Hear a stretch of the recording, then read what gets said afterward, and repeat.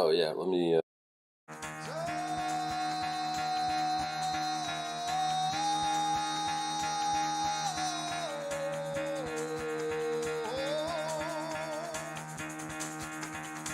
Get the fuck out of bed, bitch, go.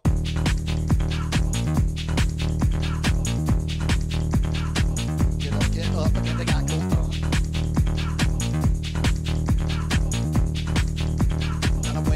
Time to wake up, bitch, get up. Get up. Get up.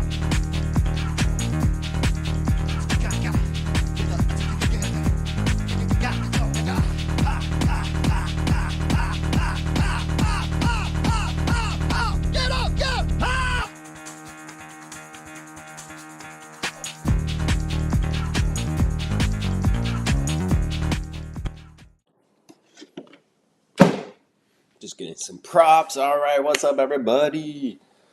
It's yo sick dog trainer. Oh my goodness, stomach bugs, some nausea, some just feeling sick to the bones. Not fun, no bueno at all. Hopefully, everyone else has been having a good week and hasn't been with this weird stomach flu bug thingamajigger that I have, because it sucks.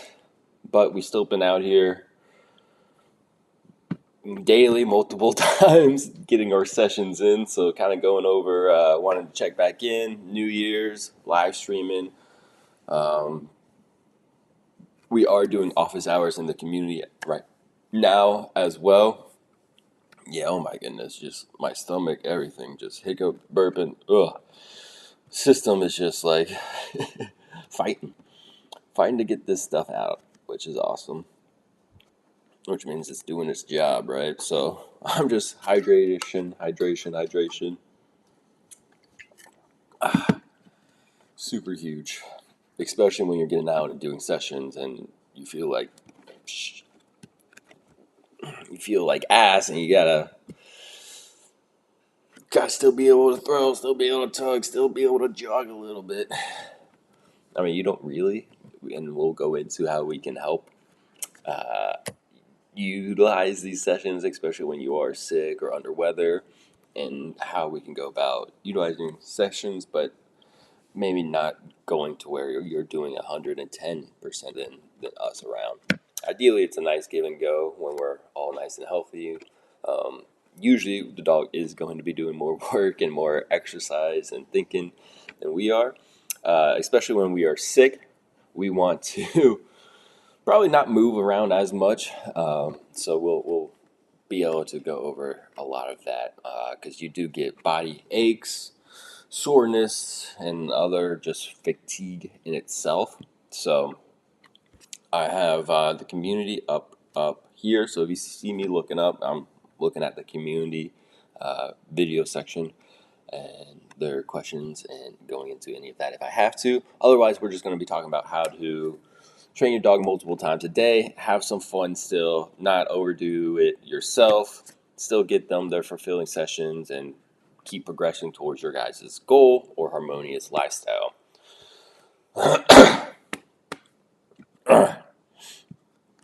So regardless, even when we're deadly sick, let's go back to my Monday. My Monday, I was probably barely slept. Stomach pains, nausea, throwing up, bathroom runs, back and forth, almost living in the bathroom for a bit. But we're waking up and we still got to move. So we got to figure out, and it's usually within that first day, we got to figure out a time. I feel like during the day, we got to get up, keep moving, keep going, and exercising as well. That's where I still do like to do a walk, even if I'm extremely sick. The second session, not our walking session, but we did bikes. If you can have the energy, I'm a little bit later on in my week, not day one, but day 5 or day 4 now. Yeah, we do bike rides, but middle of the bike ride, I am pulling off into the bushes and yakking. So still working with nausea, even on that day 4, working through our sessions, but we're still having fun getting their energetic needs out, as well as working that mental mind as well, not just full body workout, right? We want to keep reinforcing our relationship, who we are, that level of control and safety for sure. When you're sick, safety doesn't go out the window. It's like, actually, we're going to be probably a little bit slower on moving, and going to have to be a little bit more meaningful when we go into creating boundaries or rule sets when we are sitting. And it's like, hey, we're not running away at 100 miles per hour, right? When I free you, maybe it's just, hey, like, free. And that's where you'll get into where we distinguish with our energy as well, and our tone, the level of excitement, or we can bring a specific level of excitement to it, right? So if we're like, free, right? That's going to bring a lot of fun, a lot of excitement to it. I'm just like healing, and I'm just like, free, and then I like slowly walk off into the side and show them, hey, like, just be free in the grass, and they're like, oh, okay, thanks, we're free from you, or the positioning of working, great, easy peasy, right? So that initial day, we definitely want to be on recovery, or those initial days, right? We still want to help them out, and it's not too whether you're in a program or running programs or boarding dogs, or they're your own dogs, and this is just, you're sick now, right? We want to be able to, and it's completely okay if we do have just one day where we do completely nothing, right? That is completely fine, and actually is really smart to train for and to do often, actually. Because there are plenty of days where owners or people or trainers don't do anything with the dog, right? So we got to be able to have that dog find its own fun, do its own thing that day, still being able to be respectful and contextual with the behaviors, and still listening, right? But we're probably going to be slowing it down that first day, doing some things that, for the human wise, if we're not being able to, we're super nauseous or super achy or sore or tired, like we're probably, I'm going to tell you to try and get at least that one walk in. If it's early morning, usually with a sickness or a cold, you wake up. At least for me, I usually will have like a morning like ritual of like getting it all out, and then I'm usually good for like an hour or two, or a few maybe even, or maybe just that first day it's just like, okay, I'm good for like 45 minutes. I got to get 2 different walk sessions in now during this time. Let's do it, right? So maybe we're not we're still getting out there, but we're not so regiment about like, okay, I'm gonna be out here for 45 minutes with both dogs. All right, maybe today we change it up a little bit. And it's good for the dogs to be able to learn and have the different pictures. All right, we're going just 20 minutes, 20-minute walks for both groups. Right now, I have a boarding group and my own dogs, which I can take all as one group and be easy peasy. But sometimes when you're sick, you don't want to deal with a big group like that, or holding all those poop bags. Um, yeah, because I've that first day I was just like, oh man, I feel so awful. Like even lifting up like water bottles, it's just like, yeah, that body, you just feel it, and it's just like, oh, oh. So we had the one morning walk session. That's great because it's also great for you, even if you are sick, to get up and moving and help that stuff move through you. Even if you get a little sweat in, I've always said that's fine. I mean, on Monday I did do several sets of push-ups. I was like, I just want to keep up with the workout routine I've been doing. So I was like, okay, I'll just do some push-up routine, and that'll be good enough for my body. And it was actually a lot. But still felt great getting that in. The next session, well, get that first walking session in. Maybe it's a little bit less duration wise, not the full duration session that we normally would do with our dog. Completely fine, right? Or maybe it's just a walk out. We're in an apartment. We walk out, go potty, we walk back in, and then we're indoors, maybe on the ground, laying down or sitting up against something, and where we can play fetch or tug or foot pole tugging indoors for that first or second session. I still would be trying to do all 3 sessions a day, even when I'm completely sick and don't feel like it, right? Still got to get them out and have some fun. So we're doing that walk session. After that walk session, if you get it in, I definitely suggest it. We are a few hours after the eat. You got to eat, even if you don't feel it. I was super nauseous. I didn't want to eat. It's like you got to get your bananas, your apples, oranges.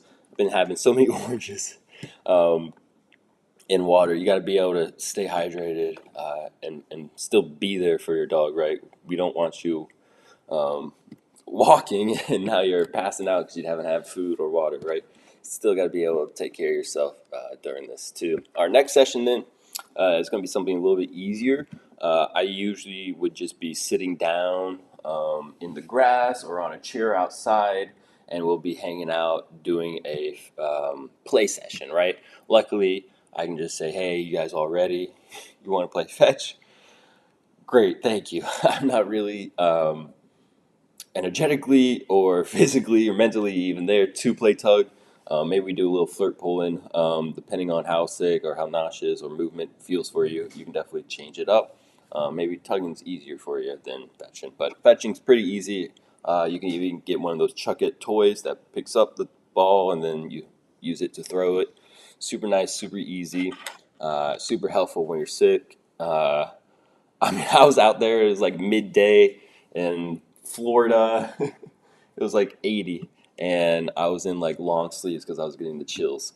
So, but I was just in my chair with my chills and a blanket, and just having the dogs drop it right in my hand, and then I was able to throw it, drop it, throw it, drop it, throw it. Great session, and then I can still work on like, hey, sit, throw it. They're not going after it. Good, good. All right, yes, go get it. We still work on impulse control and other learning and other criteria for sure. It's just when it comes to the follow through and the reinforcement, I might be utilizing the e-collar instead of me getting up there and utilizing the leash to directionally help you with that. Usually, it's all just based on that verbal cue, anyways, and hopefully they're at that point. Otherwise, we are going to be a little bit more. Maybe we throw a longer line on them, so we don't have to follow or be there as much. So when they're with us in the backyard on that long line, like we can reel them in if we have to, or just let them be out and about. And if there is something we have to communicate with them, we can verbally say it, and then we can still follow through with that leash, which is great, super nice. Even when you're sick, we want dogs to be able to ensure their safety and listen to you, for sure. We don't want to be like, have this huge if clause. Oh, mom, dad feels this type of way, feels down. Let's completely ignore them and go after, have our own fun.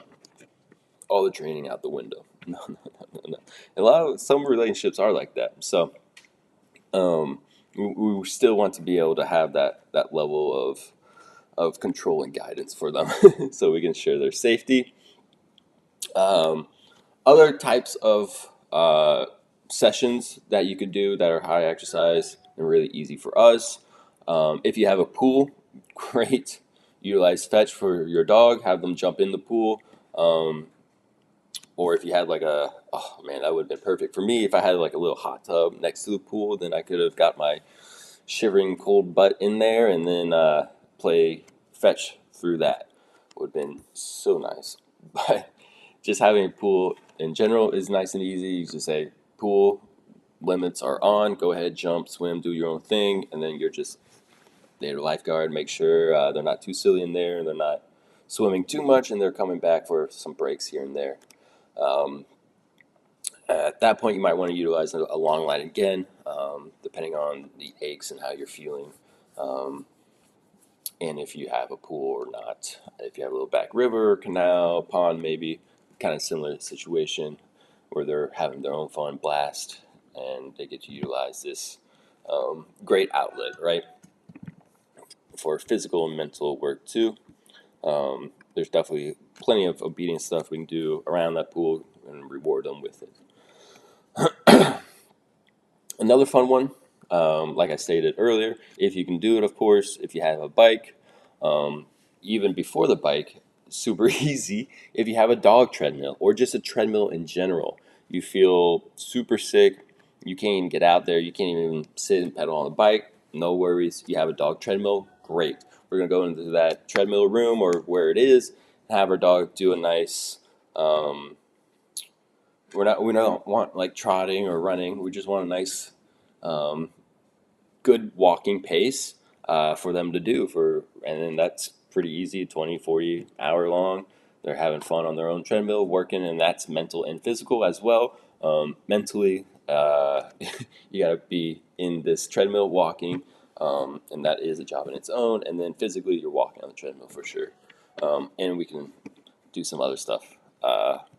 Like tug work and other bike work we want to as well in there, but it's not necessary, which is good. Treadmill is definitely super super easy. I've utilized that plenty during this sick week, unfortunately. But it's great because I have my own two dogs, my own personal dogs, who've been on and off the treadmill so much that they can then go ahead and do it on their own, and they can watch each other do it, and then I can do a second or a different session with other dogs kind of simultaneously. And then the only downside is I might have to pick up poop, or there might be an accident on the treadmill. That is rare, but it can happen for sure. Another thing while you're sick that I love to do is, and I actually have it, is getting into more of indoor or outdoor, depending on your area and what you have around. I love doing find and search games, right? So find games are utilizing usually toys or the community has hand signals on. So the game find usually with a toy, search usually around a cent, right? And that's just how I break it down and keep it separate, especially as we go more into, hey, here's scent work or scent competitions. You want to have that kind of distinguish between the two games because they have different expectations with both of them. So with the find it game, we're just sitting our dog down. We're saying, hey, you ready? We're showing them the toy, and then maybe this is the toy. We're showing them the toy, and we're like, hey, you ready? Okay, just sit there for a second. Good. We're going into the other room, and we're hiding that toy somewhere easier initially, and then we'll up the criteria as they get better and better with it, which is the fun part. And it's all easy for us because we can just be in the living room, have the dog sit over in the kitchen, not being able to see the living room, we hide it, maybe just under and behind a leg real quick, or on the ground but under a blanket or a pillow. You want to make it pretty quick and easy for them to win, and then build up on that win and create a huge wave of momentum for them. And then as well as you can start upping the criteria into like inside the in between the cushions or chairs or on top of the table. Height definitely can make it harder, and that's the find it game, right? You're finding a toy. You can also, if you don't have that high of a prey or toy drive or motivation for that game, you can utilize partners. So if you have a couple people in your family or have a partner, you have your husband, wife, whatever, utilize the find it game instead of just the toy. You can say, hey, go find Sally, go find James, go find, and then your name, and then you can release them after that, or free them from the work window, and then they're off to the races to go find them, and then big fun play session or affection. especially if they're not sick, they can go be the ones who get found and then play and reward a lot and have a lot of fun with the dog while you're over here sick, just doing the easy part, which is sometimes needed, right? And it is a lot of fun. Find it can also be outside. If we have tall grass or a backyard area, we can do kind of the same thing under around plants, pots, cushions, lounge chairs, fences. There's a lot of different opportunities, grills to utilize outdoor. Find it as well. Though with the tall grass, you can use toys, but you can also just use kibble or any other treats, because then that's just naturally going to go into the grass, so they're going to have to utilize that nose, and you just throw a whole thing, a hand out, and say, hey, go find the kibble. And they're like, oh, okay. And they find one, and then they're like, oh, there's more and more and more and more. And then they have a stronger hunt drive that gets built up. But out of the toy stuff, we want to get into the scent as well, because scent is it's different, but it's super fun and rewarding as well. And I have a little prop right here just to show you how I would go about the scent game in home. This is all just made from Home Depot. You can see the flange, 4-inch, everything comes out. This is all just toilet tubing. Nice little elbow right there. But this is where you'll put your little scent box in there. This screen comes off, you put it in there, and then you hide this around, and then you put that on, or depending on where your dog stage at, you can probably have it off. But initially, they're putting their nose in there. They smell it. They get that yes terminal marker cue and are released from sniffing and searching for it. And then they can run back to you for that reward, whether it be food, treats, or big play, fun play session. That'd be awesome. And then this criteria can get, you can up this so fast. But initially, we want a strong indication to where they're really holding their nose and like, I know it's here, god damn it, release me, right? We want that kind of attitude before we start going into like adding a second and third one. Because then by then they really know that it's that scent, and then we can start discriminating against, here's kibble, here's one that's filled with kibble, here's one with the right scent, let's see what you do. You skip the kibble, go to this one, great. Then we start being able to learn and differentiate and really get that brain firing, and just, oh man, their natural hunt drive and searching, it's just so fun and amazing to watch. So let me put this down real quick.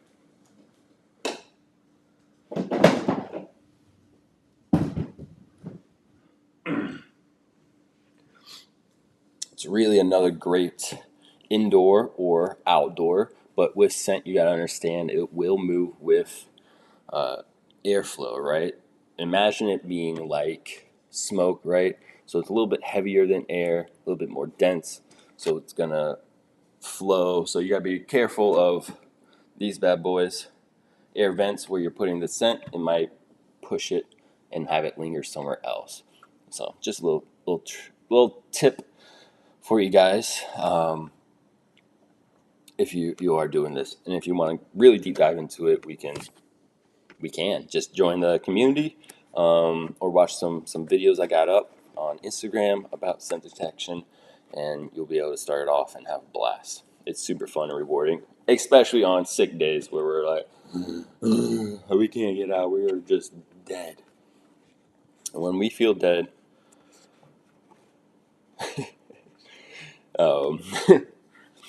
when we feel dead, our dogs feel dead. But no, they don't. We don't want to have our energy swings or shifts affect our dogs that heavily, right? Definitely don't. Another indoor, well, not indoor, but utilizing search, which is the higher up criteria, will just smelling out the specific scent game, the find it game, indoor tugging, fetching, find it, I said already. Yoga together. If you guys like yoga, your dog can participate in that as well. Good activity to do when you're sick and feeling down. they can help you out as well. And then just another session could just be straight up just we're chilling out together, right? We're going out back and we're just soaking up the sun and hanging out together. That's completely fine and normal, especially on a down day like that. Watch a movie, have them on cue, snuggle up with you, and then hopefully recover and be able to get after it the next day. Or if you are just completely terrible, just be able, like, if you feel just completely terrible and you can't get out, can't do anything, like I've stated above, just take a rest day. Just take a day to actually rest and recover, get your dog in and out, utilize maybe a chew bone from Mika and Sammy, maybe, to where we can still get them some nice fun and reinforcement just kind of on their own. And those are kind of, that consumption is one of those innate traits that we do want to fulfill, usually in tug, but completely fine to do with a big bone. Hey, feeling off today, it's your time to relax, just get big bone and lay on the carpet. Great. They'll be super happy and loving that. Their dogs are quite they're quite content, especially as you get more habitualized and they're more with you and connected with you. They get more and more content with the day that you give them and the activities, because they understand, because you are supposed to be doing this day in, day out, outside of this sick frame, time frame. You're nailing it, you're crushing it, you're fulfilling and guiding and leading them through everything. And they are loving how easy of a cheat sheet you are and how um, loving and fun you've trained, and give them obedience and new insight to this crazy, hectic world that ensures their safety and longevity with everything. Um, I think that's all the main sessions you can really hit upon with your dogs. There's other kibble enrichment games that they can do. Honestly, more powerful for building your relationship together, using the Find It game or the Search game, and just using the kibble as like a reinforcer. If you don't have a strong game of tugging or fetch, chair fetching or tugging, super easy, fun. Doing the pool if you can, or if you do have one, or just outside hanging and chilling, or just resting up together. Biking as well. I guess you could include rollerblading or skateboarding in that too. Just kind of depends on how able or capable you are when you are feeling that down or that sick. Um, there's plenty of options though to have fun and to keep reinforcing or working on the things we need to be working on. If you have like a reactive dog, we can still be working on things that we need to be working on even on a completely sick day, right? Um, or a fearful dog or an overconfident dog, we can definitely work on those. Um, it also doesn't matter too much if we just be able to take a day, hang together, be able to get just 1 or 2 sessions in. Um, I mean, honestly, if you just got that one walk session in or that one play session in with your dog during that sick day, then that's great. That's fine. Completely fine. um, just make sure we're still like coaching and guiding them, and um, they're listening and following through to their known obedience, held until released, and all the other fun stuff around that. Kind of just a little brief, a little jump into kind of the things I do and help when I'm extremely ill and down and out. Make sure you get all your liquids. Super super important. And a great community session as well. So if you're ever feeling sick, you got this, and don't worry and don't stress about like all the sessions, all the fulfillment. Dogs are amazing. They love you, and they want to be around and hang with you as well. So we'll take advantage of all of that and be able to still create a fun, fulfilling day. It just might be a little bit different than our normal routine, which is completely fine. We want to be able to have our dogs be adaptive, just like us. So I hope you guys got some good information and and knowledge and aren't sick. And if you are, now hopefully you have a plan moving forward to have some fun and still be able to train and guide your dogs through that sickness as well. Hope you guys have a good rest of your day and to better, healthier play sessions.